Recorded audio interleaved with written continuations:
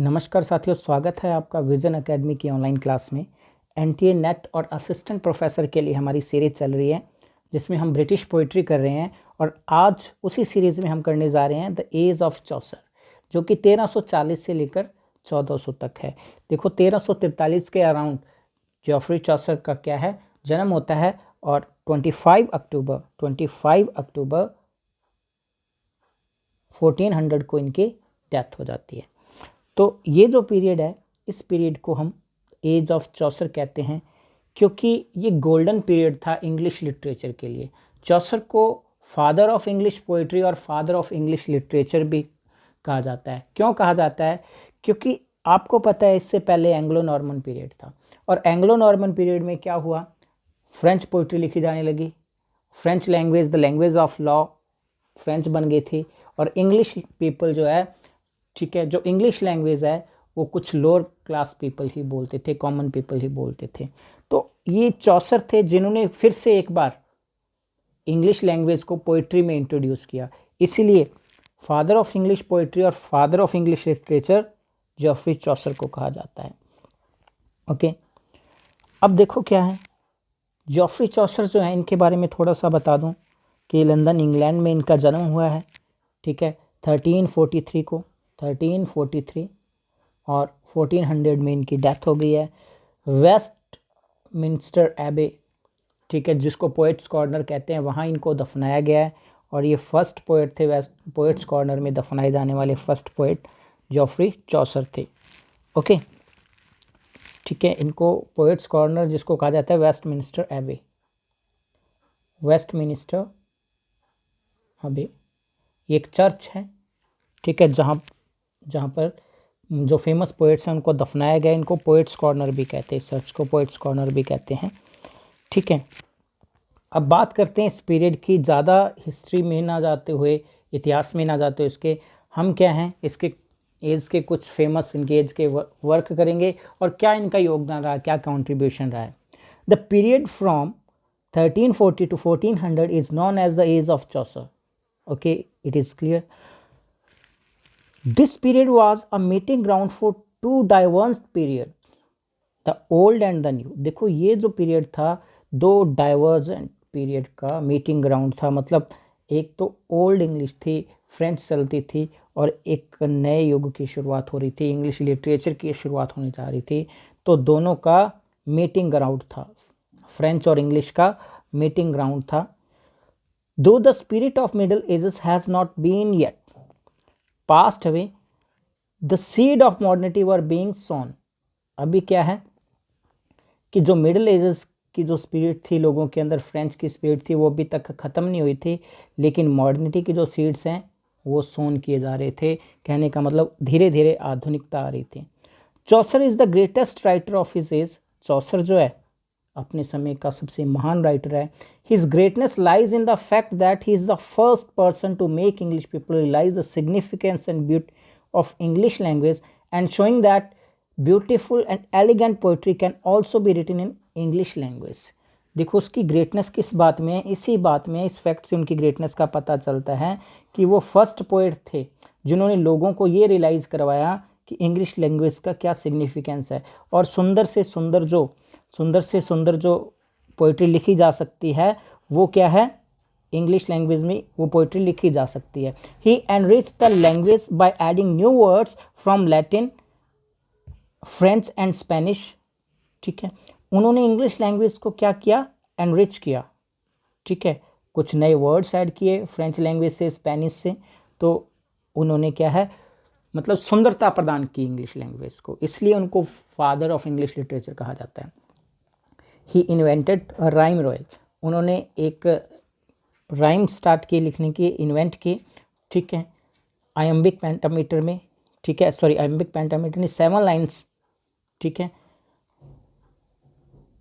हाँ जी। Rhyme royal क्या है, 7 लाइन्स का स्टेंजा है, 7 लाइन का स्टेंजा जो कि आयम्बिक लाइन होती हैं। इनकी राइम स्कीम थी A B ठीक है। ये फॉर्म में 7 लाइन स्टेंजा स्टार्ट किया, इसको कहा जाता है राइम रॉयल, ठीक है, ध्यान रख लेना। राइम रॉयल की जो राइम स्कीम है वो है A B B C, ये इन्होंने स्टार्ट किया था। अब देखो जो एज ऑफ चौसर है, चौसर की एज में कुछ इम्पॉर्टेंट इवेंट हुए थे, ठीक है, इस एज में। तो वो 3 इम्पॉर्टेंट इवेंट डिस्कस कर लें थोड़ा सा। द 100 ईयर्स वॉर, देखो 1337 से 1463 तक एक वॉर चला जिसको द 100 ईयर वॉर कहा जाता है। हालांकि अगर आप टाइम पीरियड देखेंगे तो ये 100 ईयर नहीं है, 100 साल से ज़्यादा चला था, इसलिए इसको 100 ईयर्स वॉर कह देते हैं।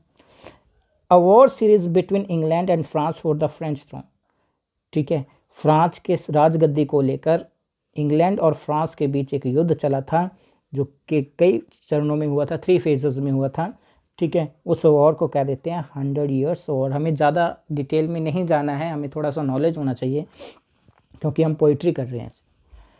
द ब्लैक डेथ, देखो द ब्लैक डेथ एक पेंडेमिक थी जो 1348 से 1350 तक रही। इंग्लैंड में ये सबसे पहले आई थी 1348 में। देखो इसको ब्यूबोनिक प्लेग भी कहा जाता है। Bubonic plague swept across England and killed 30 to 40% of population. मतलब इंग्लैंड में प्लेग की बीमारी आ गई थी, उसको ब्लैक डेथ कहा जाता है, जिसमें इंग्लैंड के 30 से 40% लोग मारे गए थे, ठीक है। और उसके बाद जो तीसरी इंपॉर्टेंट इवेंट है the peasants revolt. Peasant revolt मतलब किसानों ने, आम लोगों ने मिलकर एक विद्रोह किया 1381 में। ये याद रख लेना, टाइम पीरियड याद रख लेना, ठीक है, इनका भी इसका भी। 1381 against the imposition of third poll tax. Third poll tax क्या था? Everyone over 15 years of age had to pay shilling as a tax. देखो पोल टैक्स क्या है कि ये तीसरी बार लग रहा था, 4 सालों में तीसरी बार ये टैक्स लगाया जा रहा है। क्या कि 15 साल से ऊपर की उम्र का हर बंदा, ठीक है, जिसकी एज 15 साल से ऊपर है, वो 1 शिलिंग टैक्स के रूप में देगा। और ये तीसरी बार हो रहा था 4 साल के अंदर। Paper revolted against authorities and attack manners and religious house. तो लोगों ने टैक्स भरने से मना कर दिया और विद्रोह कर दिया, और जो उच्च अधिकारी थे, अथॉरिटीज़ थे, उनके घरों को, ठीक है, उन बड़े बड़े मकानों को जला दिया, जमींदारों के मकानों को जला दिया, और रिलीजियस हाउसेस जो थे, धार्मिक स्थल थे, उनको जला दिया। अब Wat Tyler was their leader. इनका लीडर जो था, इनको टेलर रिवोल्ट भी कहते हैं, वॉट टेलर रिवोल्ट भी कहते हैं। वॉट टेलर उनका लीडर था, ठीक है। तो इसने रिचर्ड सेकंड से मिलने की कोशिश की, किंग से, वहाँ के, लेकिन क्या हुआ, one of the king servant kill Tyler and revolt ended in London. तो जो इनका मुखिया था, इनका लीडर था वॉट टेलर, इन्होंने रिचर्ड सेकंड से मिलने की कोशिश की, लेकिन वहाँ उस राजा के सर्वेंट ने इनको मार दिया और ये विद्रोह खत्म हो गया। अब देखिए मेन बात करते हैं चौसर एज के जो वर्क हैं जॉफ्री चौसर के। तो सबसे पहले देखो जॉफ्री चौसर के जो वर्क्स हैं उनको 3 फेजेस में, ठीक है, 3 चरणों में बांटा गया है। एक तो है फ्रेंच पीरियड, दूसरा है इटालियन पीरियड, और तीसरा है इंग्लिश पीरियड। जिसमें फ्रेंच इन्फ्लुएंस दिखाई देता था वो फ्रेंच पीरियड था। ये बिल्कुल बिगनिंग में जब इन्होंने लिखना स्टार्ट किया था, ये बिगनिंग का पीरियड है फ्रेंच पीरियड। तो आज बात करते हैं, सबसे पहले बात करते हैं हम फ्रेंच पीरियड की। तो फ्रेंच पीरियड में सबसे पहले जो बुक लिखी है वह बुक ऑफ डचेस, 1368 से 1369 के बीच ये बुक लिखी गई है। This is an elegy written on the death of Blanche the duchess of Lancaster. तो ये जो बुक लिखी गई है ये डचेस ऑफ लैंकेस्टर थी ब्लैंच, इनकी डेथ पर लिखी गई है। It is written in the form of dream allegory. तो इसको ड्रीम एलेगरी के रूप में लिखा गया है, मतलब सपना आया और उस सपने को क्या किया इन्होंने, एक वर्ड्स में लिख दिया, इसको ड्रीम एलेगरी कह देते हैं। It carries influence from Guillaume's Lorris Roman de la Rose. तो इसके जो सोर्स बुक है, सोर्स बुक याद रख लेना, सोर्स बुक है रोमन डीला रोज, ठीक है, यहाँ से इसकी स्टोरी ली गई है। नेक्स्ट है this poem is written during the French period of Chaucer's life. तो ये मैंने ऑलरेडी बता दिया आपको, चौसर्स की लाइफ का जो है फ्रेंच पीरियड चल रहा था, उस टाइम ये पोएम लिखी गई है। This poem begins with the sleepless poet who lies in bed reading a book. तो ये पोएम शुरू होती है कि पोएट को नींद नहीं आ रही थी और वो बिस्तर में किताब पढ़ता हुआ सो गया, ठीक है, लेटा हुआ था, किताब पढ़ रहा था। Suddenly the poet falls asleep and dream a wonderful story. अचानक ही पोएट सो जाता है और उसको एक अद्भुत कहानी सपने में दिखाई देती है। In his dream he sees a knight who tells about his courtship of a beautiful lady and mourning for her death. तो इस स्टोरी में आकर एक योद्धा, एक नाइट है, वो आकर इसको क्या बताता है कि वो एक ब्यूटीफुल लेडी से कितना प्यार करता है और उसकी मौत हो जाती है, उसकी मौत पर वो रोता है। ठीक है, तो इस तरीके से सपने में उसको एक नाइट आता है और वो आकर सारी कहानी बताता है। When the poet awake he decided that this dream should be preserved in rhyme. जब पोएट उठा तो उसने डिसाइड किया कि ये जो सपना आया है इसको क्या है, राइम में प्रिजर्व किया जाए। तो उन्होंने ये बुक लिख दी, द बुक ऑफ डचेस। ठीक है, तो इसमें 2-3 बातें याद रखना, ये लिखी कब गई है। ठीक है, इसकी सोर्स बुक कौन सी है, रोमन डे ला रोज। रोमन डे ला रोज किसने लिखी है। ठीक है, इस बुक में है क्या, ये एक ड्रीम एलेगरी के रूप में है और एक योद्धा, एक नाइट सपने में आकर बताता है कि वो किसी ब्यूटीफुल लेडी से प्यार करता है और उसकी डेथ हो जाती है। ठीक है, और ये एक तरह की एलजी है। ठीक है, on the Blanche the duchess of Lancaster. ठीक है, उनकी मौत पर लिखी गई एलजी है। तो ये समझ आ गई होगी, द बुक ऑफ डचेस। ठीक है, नेक्स्ट बुक है, नेक्स्ट जो वर्क है, देखो इस बुक के बाद उनकी लाइफ का इटालियन पीरियड शुरू हो गया था। ठीक है, ये जो बाकी बुक्स लिखी हैं उन्होंने इटालियन पीरियड में लिखी है और एक जो है उनका मोस्ट फेमस वर्क वो क्या है, द कैंटरबरी टेल, वो उन्होंने इंग्लिश पीरियड में लिखा है। तो सेकंड है the house of fame, second book इनकी द हाउस ऑफ। देखो जितनी भी बुक्स हैं 1 बाय 1 डिस्कस करेंगे, थोड़ी सी उसकी स्टोरी भी आपको बताऊंगा ताकि याद रहे। ये 1379 से 80 के बीच लिखी गई है। It is an autobiographical poem, ये एक ऑटोबायोग्राफिकल पोएम है, कंपोज्ड इन 3 बुक्स अंडर इटालियन इन्फ्लुएंस। ये 3 बुक्स में लिखी गई है, इटालियन इन्फ्लुएंस था इस वर्क पर। It is written in the form of dream allegory, ये भी ड्रीम एल्गरी में लिखी गई है। सपना आया, देखो जब है ना द हाउस ऑफ फेम। ठीक है, ये एक ड्रीम एल्गरी है, ऑटोबायोग्राफिकल पोएम है। ठीक है, 3 बुक्स में कंपोज की गई है, 3 बुक्स हैं। तो 1 बाय 1 देखते हैं। फर्स्ट बुक में क्या है, book first begins with the narrator falling asleep and dreaming about temple dedicated to goddess Venus.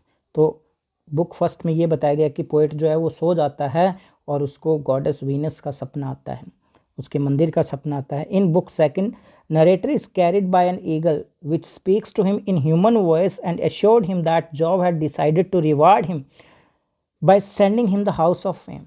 तो दूसरी बुक में जो नरेटर है उसको एक ईगल ह्यूमन की वॉइस में बात करता है। ठीक है, उसे ह्यूमन वॉइस में बात करता है और इसको अश्योर करता है कि जो भगवान है, जॉब हैं, उन्होंने क्या किया है, निश्चय किया है कि तुम्हें इनाम देंगे, तुम्हें हाउस ऑफ फेम में भेजेंगे। ठीक है, जहाँ तुम्हें प्रसिद्धि मिलेगी, हाउस ऑफ फेम में तुम्हें भेजने का निश्चय किया है और यही तुम्हारा इनाम है। ठीक है, ऐसा ईगल मनुष्य की आवाज़ में उसको कहता है। ठीक है, ये भी सपना ही था, सपने में ये तीनों बुक्स में जो लिखा है सपने में देखा था इसने। In book third he reaches the house of fame and meets the goddess of fame. तो तीसरी बुक में वो हाउस ऑफ फेम में पहुंच जाता है और गॉडेस ऑफ फेम से वो मिलता है जाके। The poem carries influence of Boccaccio, Ovid, Virgil's Aeneid and Dante's Divine Comedy. तो ये जो बुक है हाउस ऑफ फेम, इसमें 4 जो राइटर हैं, ठीक है, उनका इन्फ्लुएंस है, बक्कासियो का, ओविड, वर्जिल और एनिड्स दांते एनिड वर्जिल्स एनिड और दांतेस डिवाइन कॉमेडी, इन चारों का इन्फ्लुएंस है। नेक्स्ट जो अपनी बुक है वो है पार्लियामेंट ऑफ फॉल्स। फॉल्स होते हैं पक्षी, काफ़ी सारे पक्षियों की पार्लियामेंट। ठीक है, तो मीटिंग होती है बहुत सारे पक्षियों की, पार्लियामेंट ऑफ फॉल्स 1380 में लिखी गई है, हो सकता है 85 में लिखी हो, 84 में लिखी हो, 1380 लिखा गया। The Parliament of Fowls is a poem written to celebrate the marriage of King Richard II to Anne of Bohemia। तो ये जो पार्लियामेंट ऑफ फॉल लिखी गई है ये किसके लिए लिखी गई है, किंग रिचर्ड सेकंड की जो शादी हुई थी एने ऑफ बोहेमिया में, ठीक है, बोहेमिया से, उसको सेलिब्रेट करने के लिए ये पार्लियामेंट ऑफ फॉल्स लिखी गई है। क्योंकि उसको चूज़ करने में जो इनको प्रॉब्लम्स का सामना करना पड़ा, जो जो शर्तें थी इनकी, तो काफ़ी सारी डिफ़िकल्टीज थी। तो उसको सेलिब्रेट करने के लिए ये पार्लियामेंट ऑफ फूल्स लिखी गई है। It is written in the form of dream vision in rhyme. ये ड्रीम विजन के रूप में rhyme,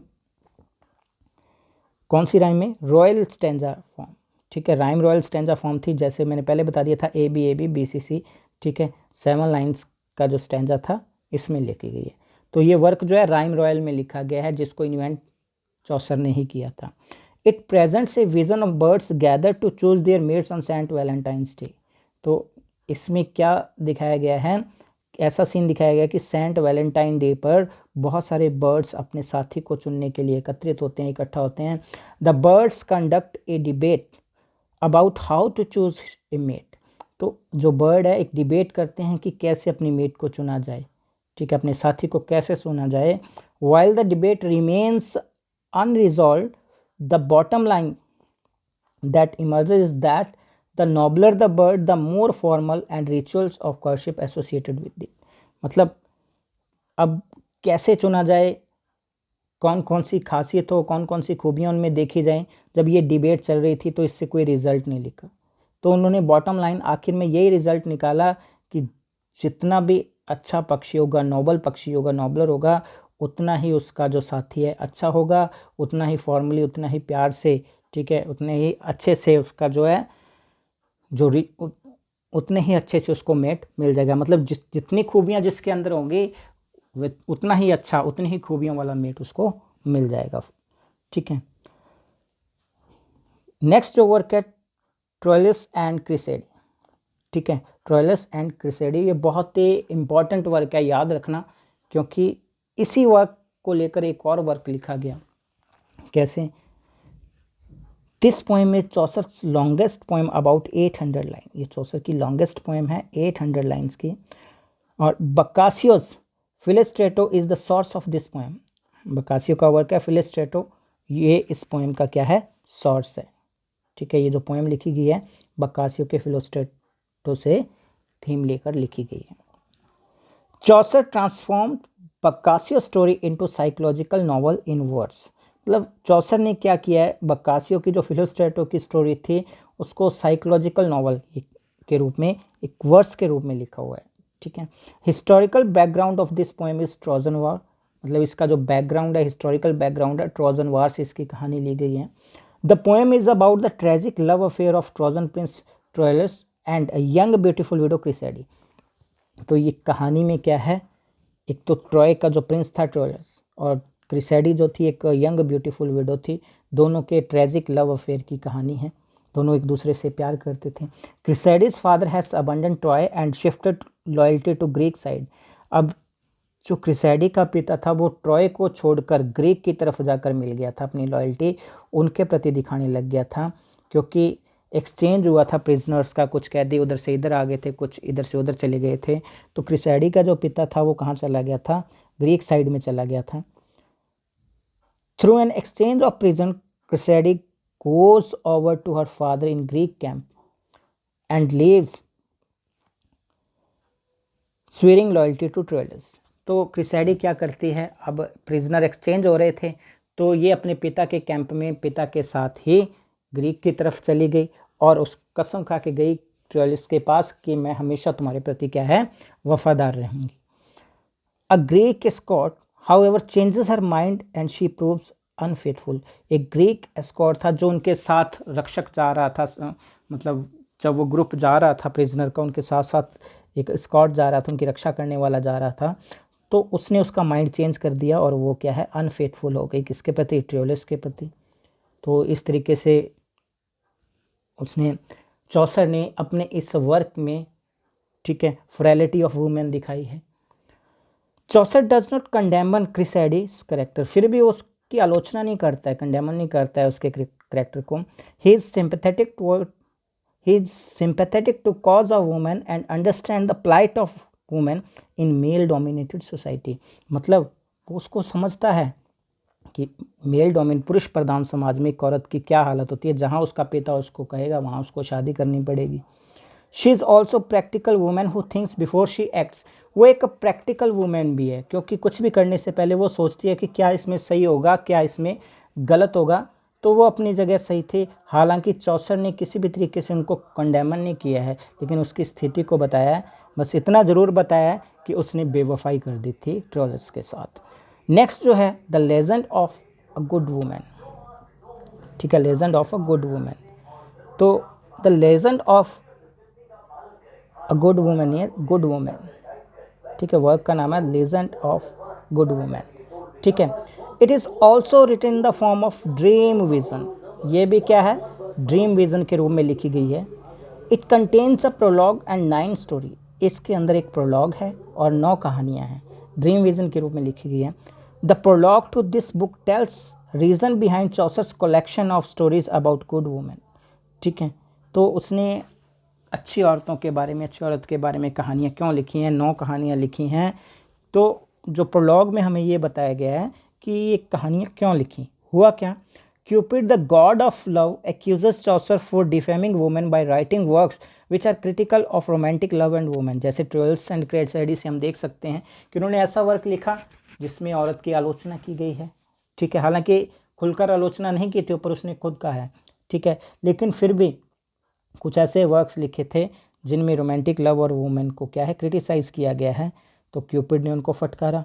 Cupid and mysterious queen commanded him to make amends for what he has written so फार।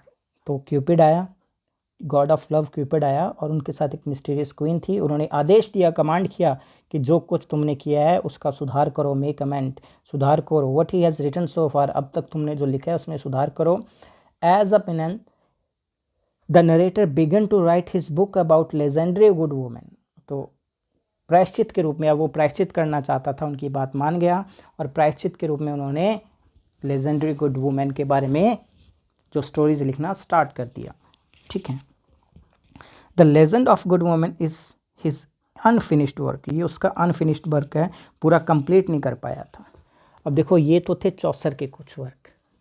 ठीक है, चौसर के कुछ वर्क थे। अब आप कहेंगे कि सर चौसर का वर्क हमें कैंटरबरी टेल के बिना कंप्लीट नहीं लगता, आपने एक मेन वर्क तो छोड़ ही दिया, द कैंटरबरी टेल, और इसके बाद किसी और राइटर की बात कर रहे हैं।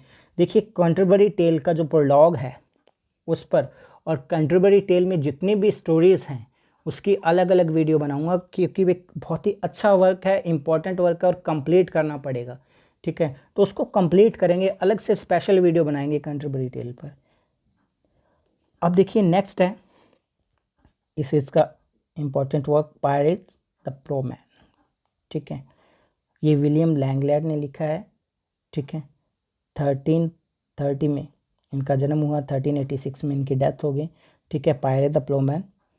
अब देखो इस वर्क की डिस्कस करते हैं। The full title of the poem is the vision of William concerning pirate. ठीक है, ये नाम सही कर लेना, कंसर्निंग पायरेट। ठीक है, ये पूरा टाइटल इस पोएम का था। ठीक है, the vision of William concerning pirate the Plowman. The main character pirate is hard working, sincere and honest fellow man. इसमें क्या है इस पोएम में कि इसका जो मेन करेक्टर है बहुत ही सिंसियर और हार्ड वर्किंग पर्सन है। The poem describe his spiritual quest. इस पोएम में बताया गया है कि उसके अंदर कैसे आध्यात्मिकता की प्यास थी और कैसे उसने अपनी आध्यात्मिकता की प्यास को शांत किया। The poem is consist of 3 division. इस पोएम में 3 भाग हैं, 3 पार्ट हैं। इन द फर्स्ट, ठीक है, इसमें ये भी एक ड्रीम एलिगरी है। इसके 3 भाग हैं, 3 डिवीज़न, और तीनों के तीनों डिवीज़न क्या है, ड्रीम है। In the first dream Holy Church and Lady Meed representing the temptation of rich वो द ड्रीमर। मतलब सबसे पहले ड्रीम में क्या है, भगवान आता है, ठीक है, और लेडी मीड आती है। वो क्या, दोनों के दोनों उसको क्या करते हैं, अपनी ओर उकसाते हैं, अपने जाल में कह सकते हैं, अपने प्यार में फंसाना चाहते हैं। तो धन दौलत कहती है कि मेरे प्यार में फंस जाओ, और भगवान कहता है कि मेरे पास आ जाओ, हॉली चर्च। ठीक है, in the second dream pirates leads the crowd of penitents in search of truth. तो दूसरे सपने में क्या होता है कि कुछ प्रायश्चित करने वाले लोगों के ग्रुप को ये लीड कर रहा होता है और ये सत्य की खोज में जाते हैं कि सच क्या है, ठीक है। And in his last dream Piers become rich man practising charity. अब क्या है, लास्ट ड्रीम में उसको दोनों चीज़ें मिल जाती हैं, भगवान भी मिल जाता है और बहुत सारी धन दौलत भी मिल जाती है। तो वो क्या है, चैरिटी वगैरह करने लग जाता है, बहुत ज़्यादा दान पुण्य करने लग जाता है। ये है पायर्स द प्लोमैन, ठीक है। ये भी एक ड्रीम विजन है, सपना दिखाई दिया था, ठीक है, उसी को पोएम के रूप में लिखा गया है। पायर्स द प्लोमैन विलियम लैंगलेट का वर्क है। नेक्स्ट देखिए, कन्फेसियो अमेंटिस, द लवर्स कन्फेशन। ये जॉन गॉवर्ड का वर्क है, कन्फेसियो अमेंटिस, ठीक है। जॉन गॉवर्ड के एक तो और वर्क बताऊंगा, पहले अपने इसको करते हैं,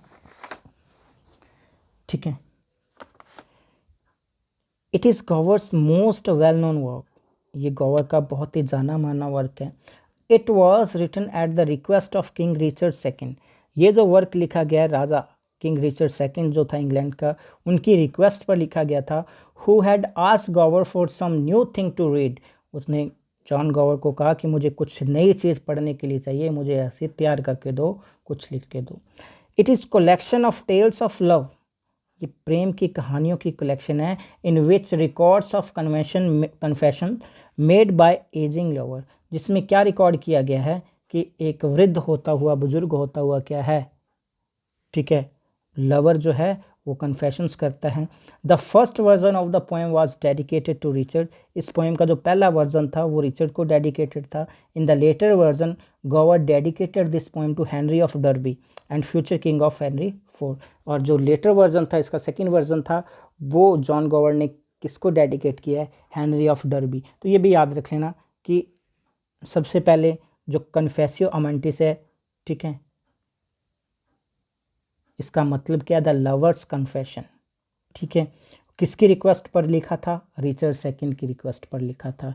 क्यों लिखा था, कोई नई चीज़ चाहिए थी पढ़ने के लिए। इसमें क्या है, कन्फेशंस है लवर की, ठीक है। और पहला वर्जन किसको डेडिकेटेड है, रिचर्ड सेकंड को ही है। और जो सेकंड वर्जन है इसका, ठीक है, हेनरी ऑफ डर्बी और future king of Henry IV, ठीक है, इनको समर्पित है ये, ठीक है। अब जॉन गॉवर्ड के कुछ और वर्क देखते हैं। इनका लैटिन का एक वर्क था, ठीक है, वॉक्स कैलामिटीज, ठीक है, लैटिन का एक वर्क है वॉक्स कैलामिटीज, ठीक है। और ये इनका लैटिन वर्क था। एक इन्होंने फ्रेंच में भी वर्क लिखा है, स्पेक्युलम मेडिटेंस, ठीक है, स्पेक्युलम मेडिटेंटिस, ये इनका फ्रेंच वर्क है, ठीक है। और ये इनका इंग्लिश वर्क है, ब्रिटिश पोइट्री करें, इनका इंग्लिश वर्क है। वर्क क्लेमेंटिस, स्पेक्युलम मेडिटेंटिस, ये फ्रेंच वर्क है, ये लैटिन वर्क है, और ये भी याद रख लेना, ठीक है। ये जॉन गॉवर्ड है। नेक्स्ट देखिए, हालांकि ये कोई पोएम नहीं है, एक ट्रांसलेशन है, लेकिन डिस्कस करना ज़रूरी है इसको, ठीक है। वाइक्लिफ्स बाइबल, वाइक्लिफ्स बाइबल जो इसी टाइम में 64 की एज में ट्रांसलेट हुई थी।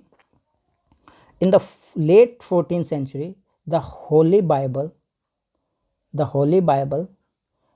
was translated from Latin to Middle English by Nicholas of Hereford and John Purvey under the guidance and inspiration of Wycliffe।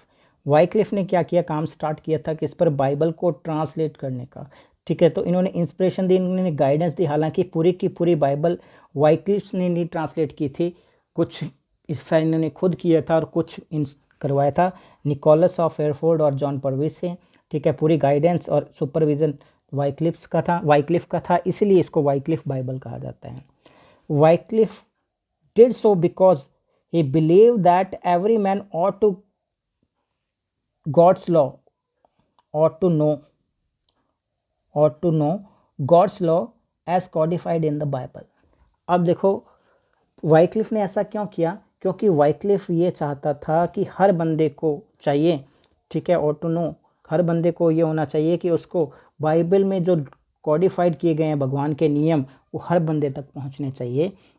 तो इसलिए इन्होंने क्या है कि ये जो लैटिन में लिखी गई थी, इंग्लिश पीपल को समझ नहीं आती थी, ठीक है, इसलिए इसका एक ट्रांसलेशन किया गया जिसको कहा गया वाइक्लिफ बाइबल। अब क्या लोग पढ़ने लगे, उनको जो वास्तव में गॉड के नियम हैं उनका पता चला और वो अंधविश्वासों से दूर होते गए। बड़ा एनलाइटमेंट का काम किया वाइक्लिफ बाइबल ने कॉमन पीपल के बीच। तो देखिए ये थी हमारी वाइक्लिफ बाइबल। अब इसका एक फेमस वर्क है, ठीक है, फेमस वर्क काउंटरबरी टेल, उसकी एक एक अलग अलग वीडियो बनाएंगे। देखो इसके अगर आपको नोट्स चाहिए या टेस्ट सीरीज़ ज्वाइन करनी है तो बिल्कुल फ्री टेस्ट सीरीज़ और नोट्स विज़न एकेडमी ऐप जो कि प्ले स्टोर पर अवेलेबल है, आप उस पर सर्च कर सकते हैं और उसको डाउनलोड करके और इसके नोट्स वहाँ पर PDF के रूप में आपको मिल जाएंगे। Thank you very much. मिलते हैं नेक्स्ट टॉपिक के साथ नेक्स्ट क्लास में।